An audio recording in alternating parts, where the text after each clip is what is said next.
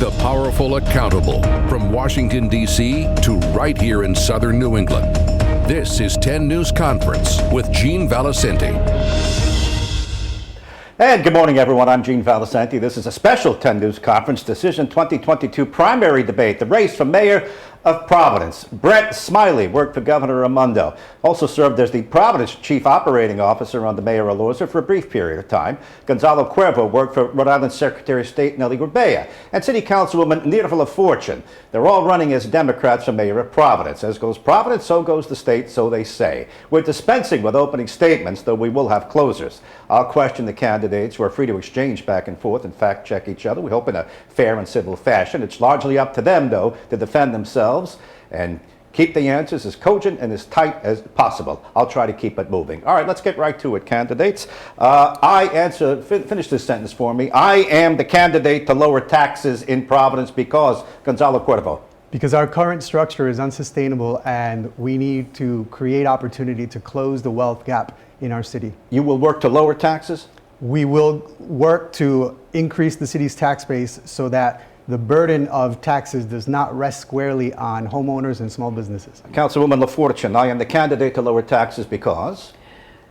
Because I want to hold some of our major nonprofits accountable who have not been paying taxes on their mission-driven entities. It's important that we have a more equitable tax structure, but we also have to look at it responsibly to ensure that we're generating enough city revenue to keep the city functioning and so that we can deliver basic services to our residents. Would that include Brown University, where you work? Absolutely. You can hold them accountable?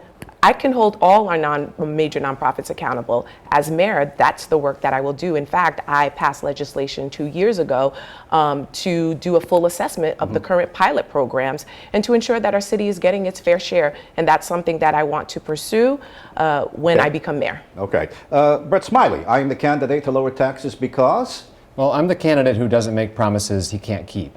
And we'll never be able to actually lower taxes in Providence until we have a real and sustainable economic development plan in our city, until we take responsibility back for our own economic future and have a plan for growth to expand the tax base while at the same time negotiating with our large nonprofit institutions, the colleges and the hospitals, to pay their fair share. 40% of the land in Providence is tax exempt.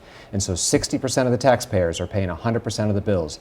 And it's not realistic to promise to voters that we can lower taxes until we have more people paying taxes, these large institutions and new businesses and new growth in our city. All right, so in other words, lowering taxes is not on the table for you as soon as you get in. It is on the table for me to first grow the economy and make these large institutions pay their fair share, but I don't think it does anybody any favors to make promises we can't keep. And right now, we need to focus on growth and on these tax-exempt institutions that are shifting the burden onto everyone else. Okay, let's keep it moving. Are you thinking about raising taxes, Gonzalo Cuervo? Is that in the offing?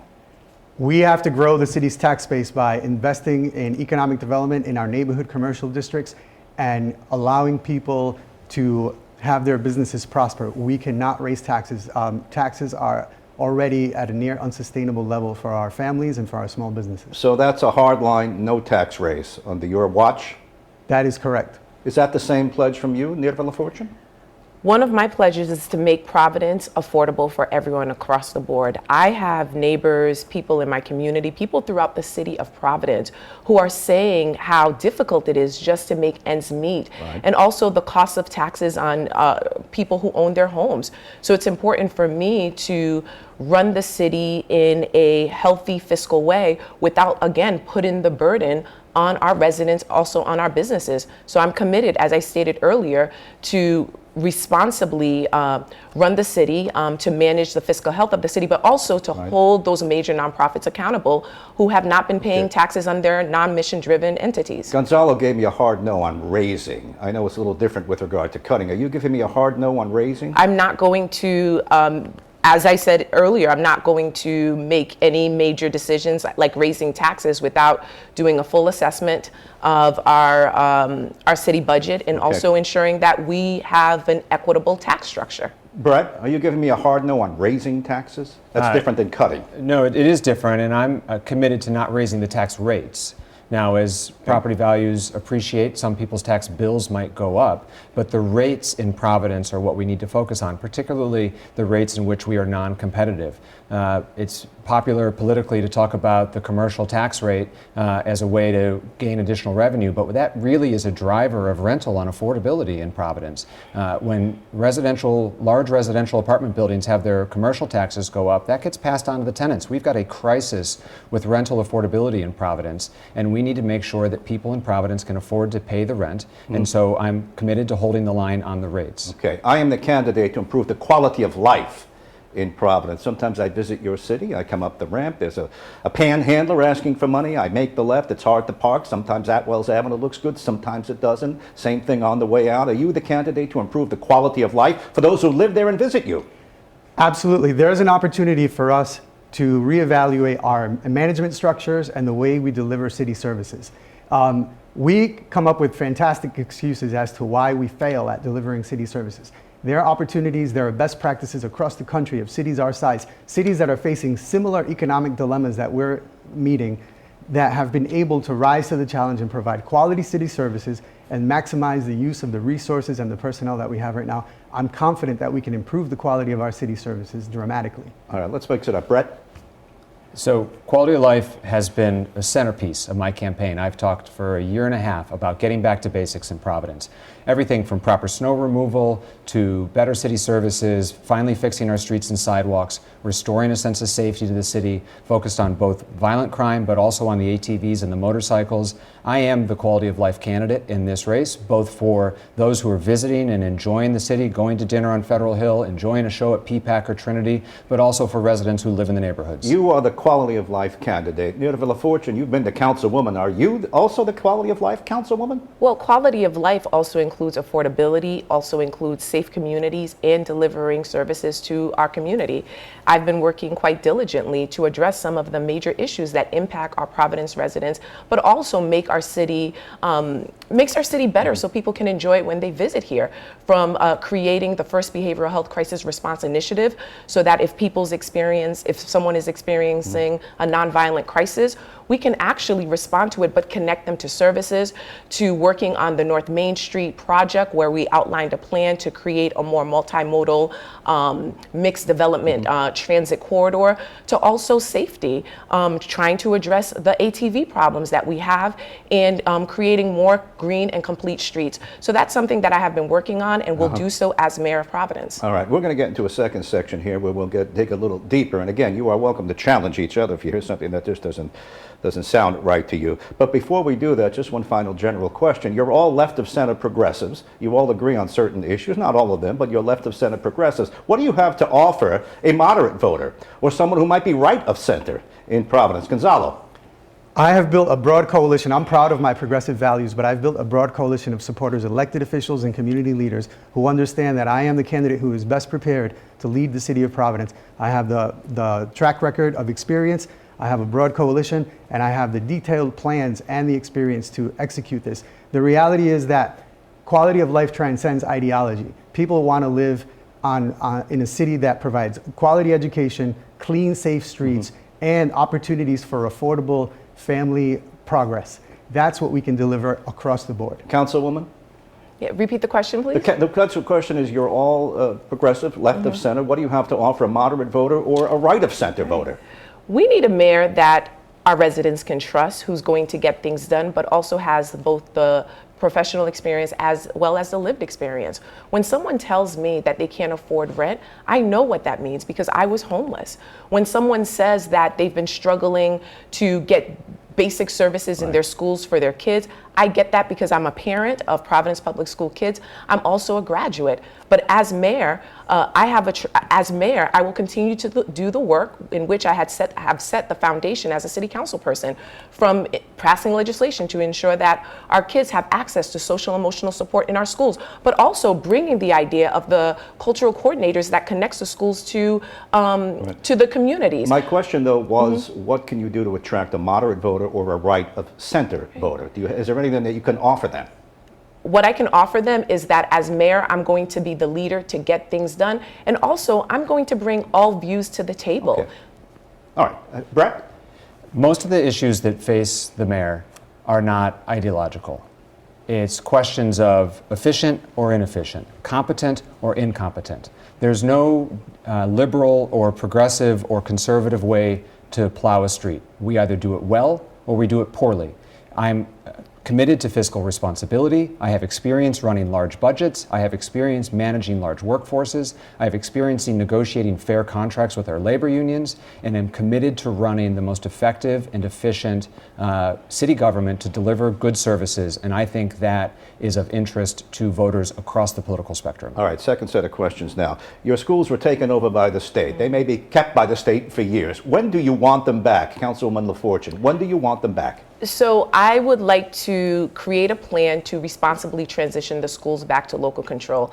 I have been part of the process. I've participated in the sessions, provided input, and what we thought was going to happen was a partnership. But what we have seen is controversy after controversy, shifts of leaders. So it's time that we transition our schools back to local control. It's not going to have an overnight, but we have goals that are outlined through the turnaround plan. What we need is the pathway to get there, but also we need the city to make a commitment to the state and to the families and the teachers, people who are most impacted, to say, I am taking responsibility. And as mayor, I'm committed to taking responsibility to transition our schools back to local control, but also set the conditions so that our students and teachers can thrive. Do you want them back in a year and a half? It could take a year, it could take 2 years, but we have to do it responsibly. That means we have to set the plan, have benchmarks, have a clear timeline, and also have some accountability infrastructure so we can ensure that we're not going back to the way things were, where we make promises and we're unable to deliver. I mean, think about our school buildings. People have been talking about our school buildings for quite some time. We're going to get to those. So you're at a 2-year time frame at the outset. I didn't say a 2-year. I said that we're going to create a responsible timeline to ensure that we transition back to local control. It could be a year or at the outset of 2 years. It can be, or 3 years. All right. Okay. Gonzalo?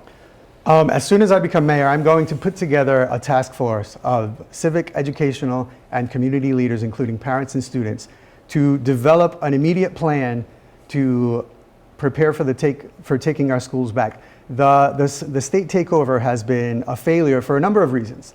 And the challenge is that we've fallen into this trap of simply pointing fingers and blaming each other. We need to move forward. And I believe that we can create the conditions to bring the schools back to city control and implement the changes that will bring accountability and consistency, two things that have been lacking in our school system. And whether that means that we get it back right away and we can implement these changes at the municipal level, or it takes a while to get it back and we can implement the changes. What is the while? Are you a year, 2 years? I would like to work on this immediately, and there are a lot of moving parts to put an actual time frame on it. I think this is urgent. This is one of the most pressing challenges that the city of Providence faces, the education of our children, and it needs to be a top priority. Brett, when do you want them back? Do you want them back now, next year? So the initial takeover was contemplated to be 5 years. We're about 3 years into it. Of course, during that period of time, we faced a global pandemic. We lost the governor who started it, Governor Raimondo, who I was proud to serve as her chief of staff. And the takeover has not yet taken off. So I would like to see the state actually deliver on the promises that were made, and I hope that they can do so within the initial 5 year that was originally contemplated. So you're willing to give them another 3 years? No, two. Two. That's what's left on the original 5. You're willing to go the complete 5? I think it's going to take that. We lost 2 years of progress because of the pandemic. When we were supposed to be improving student performance, we were trying to transition to remote learning. I'm so proud to have been part of an administration that got students back in the classroom faster than any other state in the country. But they weren't making progress on this takeover during the pandemic. They were just trying to keep kids safe and learning. May I add? Go ahead. Excuse me. Absolutely. You're welcome to challenge each other. Yes. Thank you. Some of the challenges that existed occurred before the takeover. Even during the takeover, we had kids who did not have access to internet or technology, and they couldn't do their work.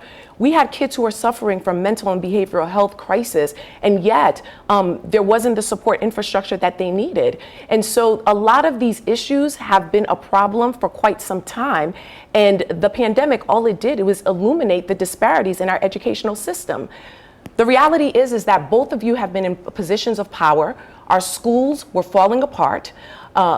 there were cuts in support for social emotional services for our kids, and there's just been a lack of investments in our educational system. If we want to have a thriving city, if we want to attract investors here, if we want our middle class to stay in the city of Providence, we have to fix our schools. I'm the only candidate who has a graduate degree in urban education policy, but more importantly, a parent who has been doing the work, not just as a city elected official, but also as part of the PTO, as part of the design school, to create schools that have been nationally recognized, like 360.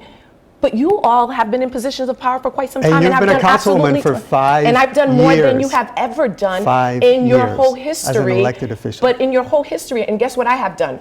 Cultural coordinators, that was my idea. Passing legislation for social emotional support, I worked on that. Knocking on doors so we can pass the bond to fix our schools, I did that. Designing 360, part of the design team, I did that. Serving on the state level to implement Barack Obama's Every Student Succeeds Act. Yes, you've done it all, I did that, here we are. and you have done nothing. Let's get Gonzalo equal turn. Go ahead, she's going after you. I would say the councilwoman has done some remarkable things, but she also has to take responsibility for the fact that she was part of the council when the takeover happened, when parents were kicking and screaming, when there were opportunities to stand up and block this, when there were opportunities to take legal action to ensure that parents and communities and children had a voice in this process, and she stood by. And what she has done is pass quote-unquote legislation, which is primarily resolutions, which are wish lists printed on paper, and challenge her opponents to the fact that we have been staffers. We were not elected officials. We were not elected by people. But you claim to have been a leader in government. And by the way, those resolutions last year, the Department of Education in our state got money from the federal government to increase social emotional staff and services in our schools. Yes. So do not say that it was just these ideas, but they were put into action. I've been doing the work, and I stood with other parents. Where were you during the meetings when they were early in the morning or in the afternoons? Were you part of any of the sessions? Absolutely I'll let you not. answer You that were in question, Cranston, and Brett sir. Smiley needs to get in on this. Where were you was the question. During the takeover, I was helping parents organize. I wasn't going to the meetings because I had to work, because I was Deputy Secretary of State of Rhode Island in 2020 during one of the most challenging election cycles in the history of Rhode Island. Yeah. Brett Smiley. But sir, I worked full time, Gonzalo. I'm a parent, and I was a city council person, but yet I still got engaged. Unfortunately, during the 2020 election, you were not here. In fact, you posted on social media that you were out of the country. So don't claim work that other women were doing as your own. All right, let's Please. get Brett Smiley Thank in you, this. sir. She also said to you that you were in a leadership position. You want to get in on this? I want to just say that I'm proud of my track record and proud of the Raimondo administration track record that I was so deeply involved in. The whole reason that there was a school construction bond campaign for anybody to work on was because Governor Raimondo put that in her budget and the legislature passed it. We increased funding for social and emotional needs. We made funding flexible for schools that had the option of a school resource officer could instead use it for mental health professionals. And during the worst days of the pandemic, I was, as you know, on television every day trying to keep 14,000 state employees safe, constructing our field hospitals, keeping the state moving. And as the state was running the Providence Public Schools, we were working hard to keep our students and our teachers safe through the worst days of the pandemic. But Mr. Smiley, there were parents and people who actually were doing the work to get that bond funding passed, and that was me and other parents. And also in terms of increasing social emotional support in our schools, that was again a grassroots efforts from parents like myself and other people who are elected and who are part of our school systems. You didn't do anything, and yes, you stood, in front of the cameras, but you weren't doing anything. Let you him, just let stood him there. respond, and we'll move on to other topics. Go ahead. As a legislator in Providence, you know that there's two hands to get these things done. And so I think it's great, and I appreciate your advocacy. I know your child was in one of the ads. and you're canvassing for that, but the legislature proposes and the executive signs. We wouldn't have had a school bond if Governor Raimondo hadn't proposed it in her budget, if advocates hadn't come and advocated, and if the legislature hadn't passed it. Same thing is true for these social and emotional supports. It takes all of us. This isn't an either or. I'm glad we agree on this topic and that we've been working together on it for years. It does, but we were working together on years. Governor Raimondo put it in her budget because people were advocating, which means you didn't do anything. It was the governor who added it to her budget, and it was through the advocacy of the parents and grassroots efforts, as well as teachers who were complaining about the deplorable school conditions. We're going to move on to other things. I'll give you 10 seconds to respond if you feel the need to, and then we're going to quick lightning round. Gonzalo, do you support the hybrid school board model, half elected by the people and half appointed by the mayor? Do you support that? I support an elected school board model. I believe that the hybrid model is a compromise that doesn't really address the issues. Every model of a school board has challenges. An appointed school board can be impacted by a mayor's decisions. You can have a mayor who doesn't care about education. You can have a mayor who appoints all their friends or special interest groups. An elected school board has its challenges as well. A hybrid school board, I believe, is kind of like a lukewarm solution. And Councilwoman, do you support this? I support a hybrid school model because I think a fully elected school board, there are many people who are unable to run an election. It takes a lot of time and resources.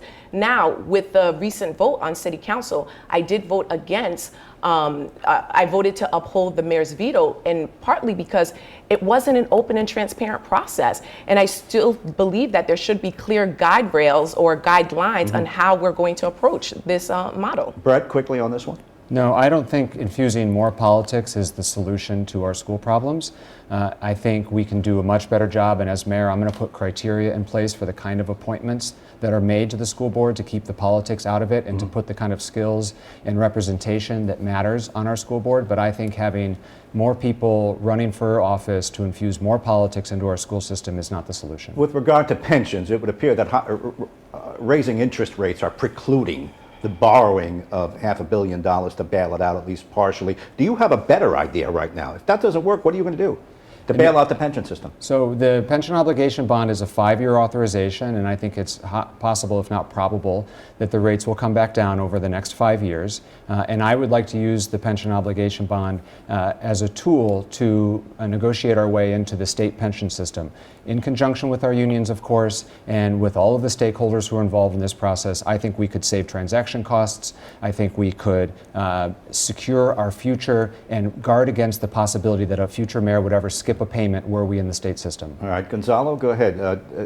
If the interest rates go up, you can't borrow the bailout, what do we do? What's your plan? It's likely that the interest rates will not be lowering in the foreseeable future, so we need to have a plan B. And the plan B is what we've been talking about all along. We need to be fiscally responsible with the way we manage our money so that we're not shorting the pension system going forward and we're not handing out excessively generous benefits. But we also have to grow the city's tax base so that we're generating more tax revenue to cover this expense. The challenge that we have now is not that large billion-dollar number. The challenge that we have is that our annual payments are growing at a rate faster than our tax base is growing, our ability to pay for it. So the third thing we need to do is we need to hold our large institutional nonprofits accountable so that they're paying their fair share and we have more money to pay down the pension. Nirva? Yeah, as you know, it took us many years to get here. Currently, the pension system is about 23% funded. For us to get out of critical state, it has to be at 60% funded. We have 5 years to take out this bond. However, you're right, the interest rates are high. And so some of the things that we should continue to do is continuing to pay into the pension system. Also, look at some of the recommendations that were outlined in the 2018 pension report that I worked on with my former councilperson, Sam Zurier. One, we should consider transitioning to the state pension system, but also looking at our city assets, amongst other things that are outlined in there to stabilize the system, because it's one tool in the toolbox. A couple of quick yes or no answers. We have your closing statements coming up. Do you support the state's plan for the Superman building? Yes, Gonzalo? with an asterisk. Yes, with an asterisk. I haven't got time to read the fine print. Councilwoman? Yes, as long as we have affordable housing units and truly affordable. Brett Smiley? Yes, if we have taxpayer protections. All right, again, yes or no. Will you keep the current command of the police department and the way Chief Clements envisions it going forward? Brett Smiley? No specific comments on any personnel. Councilwoman? That is a conversation to talk with the leadership and the personnel to decide what's the next steps moving forward. And Gonzalo? We'll review and decide when we get there. And just quickly, and then we're going to go to closing statements. Yes or no, do you support the construction of the Fane Tower? That's not a choice. That is a matter of economics. At this point, the legal system has gone through it. Okay. I didn't support it before. I don't support it now. Easy one. Brett? It's passed and ready to go forward. My concern is to make sure that if he starts, he finishes. The worst case scenario is that we get a half-built building that the taxpayers have to complete or tear down. All right, time for closing statements. My producer will tell me who goes first on this, and we've already told you all right, good. Since you just spoke, go ahead, Brett Smiley, you go first. Great. Thank you, Gene. Thank you to everyone watching. This election is so important. I'm Brett Smiley. I'm the Democratic candidate for mayor in Providence. I'm running for Providence because Providence can be a world-class city. It also can be the best-run city in the country by focusing on what matters. Quality of life issues and basic city services, everything from snow removal to finally fixing streets and sidewalks. But being the best-run city in America also means having schools that actually produce results for our children, that restores a sense of safety to our city, and that has a real economic development plan that includes a plan for affordable housing in our city. I'm proud to have served as Governor Raimondo's Chief of Staff, the state's Director of Administration, the city's first Chief Operating Officer. I've seen what works, what doesn't work, and how to fix it. I'm the only candidate who's ever negotiated labor contracts, who's managed budgets and people of this scale. I do not need on-the-job training. I'm ready to lead on day one. I'm asking for your vote in the September 13th primary. You can learn more at smileyformayor.com. Thank you. Thank you. Councilwoman LaFortune, closing statement, 1 minute. So my name is Nirva LaFortune, and I'm running to be the next mayor of Providence. The city of Providence needs someone who has both the professional and lived experience to get things done. Some of our top priorities include a quality education. And as mayor and as someone who has a background in education and children in our schools, I will make sure that every single child in every single neighborhood has access to a quality education. I will prioritize ensuring that our city is safe. We have a community policing infrastructure where we could also respond to people's behavioral and mental health needs, but also a city that is affordable for everyone across all income spectrums, and a government that works for every single resident. That means delivering basic services and ensuring that City Hall is open to all. Please vote. Go to votenirva.com to look at my platform. But one thing that I could promise is that as mayor, our city will finally have someone that they can truly trust, and again, will get things done for the residents of Providence and all who come here. Thank you, Councilwoman LaFortune. Gonzalo, you have the last word. Closing statement. My name is Gonzalo Cuervo, and I'm running for mayor of Providence because our city is facing a growing divide between the haves and the have-nots. There are two different realities in Providence. There's one reality for upwardly mobile people who can enjoy all the great things that Providence has to offer, and there's another reality for people who are getting squeezed by the economy and are getting priced out of their neighborhoods. We cannot address the issues of our time, failing schools, public safety, infrastructure, and affordable housing if we do not close this opportunity gap. I'm running for mayor of Providence because I have a lifetime of experience bringing people together, creating strong coalitions, and I have the plans and the executive experience to accomplish this, and I look forward to doing this as mayor. You can find out more at gonzaloforprovidence.com. Very good. Thank you, and good luck to all three of you. One of these three will be the next mayor of Providence. There is no challenger after the primary. That's a 10 News Conference special edition Democrat primary debate. The primary is Tuesday, September 13th. All of the major candidates and all the major races have agreed to an invitation to debate here on NBC 10, with the exception of Lieutenant Governor Sabina Matos. We hope she changes her mind. In the meantime, I'm Gene Valicenti. I'll talk to you on the radio weekday mornings from 6 to 9 on WPRO, and I'm right back here on the news, NBC 10 at 6.